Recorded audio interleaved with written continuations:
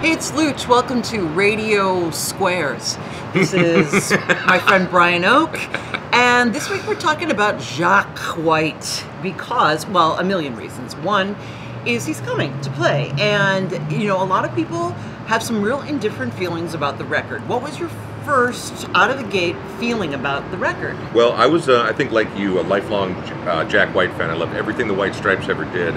And so I got used to him sort of breaking that mold and getting more experimental on his first two solo records. So the third one comes along, and it's his most non-White Stripes record for sure. Mm-hmm. He's trying to be funky, but he's trying to do it in a real rigid format. Like, so it's not that loose kind of funk. Mm-hmm. It's like a tight sort of militarized funk. And my very first impression was, I need to listen to this more. Yeah.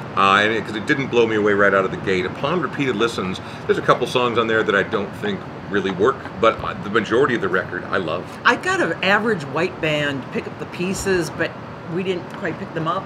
It was like, I'm not sure. But the thing about Jack White, again, is that he's always evolving into something, and we have been White Stripes fans. I've never seen Jack White solo, and you just had the opportunity at Shaky Knees Festival. Mm-hmm. And his band is amazing. His band is incredible. Which no one ever talks about. Yeah, no, his band was incredible. So, you know, White Stripes, back in those days, it was real efficient, real business, like no talking between songs. 17 songs in 42 minutes, and we're done. Mm-hmm. And good night, and then that was it. This was a very interactive show. He was laughing, he was loose. They did a slowed down version of Hotel Yorba. Wow. That he sort of got the crowd singing along with, and it was like a jaunty hee-haw sing-along. It was crazy. But his band, his female drummer is as tight a drummer as I've ever seen live. His backup singers are incredible. Everybody in the band is really, really great.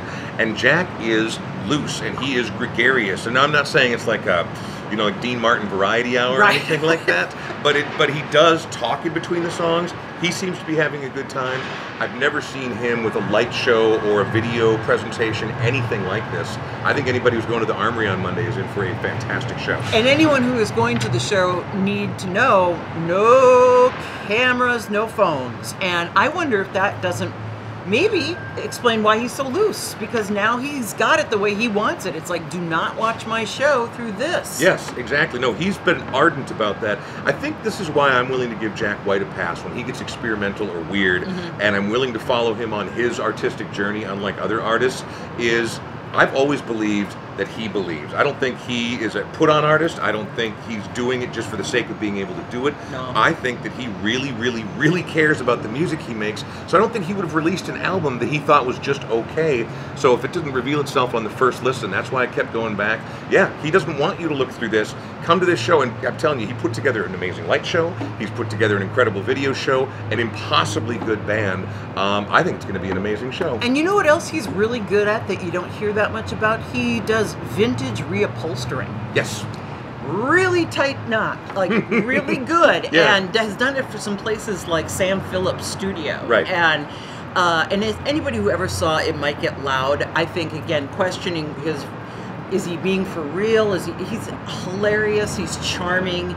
He looked just as happy to be standing there with Jimmy Page and The Edge as anyone else would. Exactly. And so when you say Sam Phillips, that's what I think Jack White is. Yeah, he can seem a little ridiculous and over the top sometimes, but I think he's part Sam Phillips, part P.T. Barnum. I mean, like, yes. He understands rock and roll needs freaks. It needs to be a spectacle. Yeah, it's a show. Yeah. But then also to have really good music at the base of it. That scene in It Might Get Loud, where he's standing in the backyard and makes a guitar out of a 2x4, 2 nails, and a piano wire, and then starts playing it with a Coke bottle and does this searing solo. And he looks up and he's like, anybody can play guitar, it's easy. And he walks away. Like, he made it out of scraps in the backyard. That guy cares, and I think it really comes through on this new record.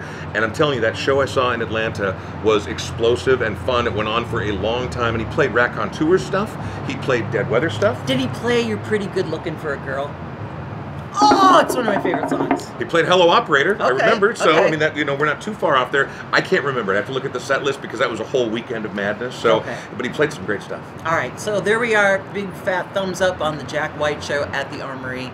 And then we'll let you know the next day if it was a complete bust.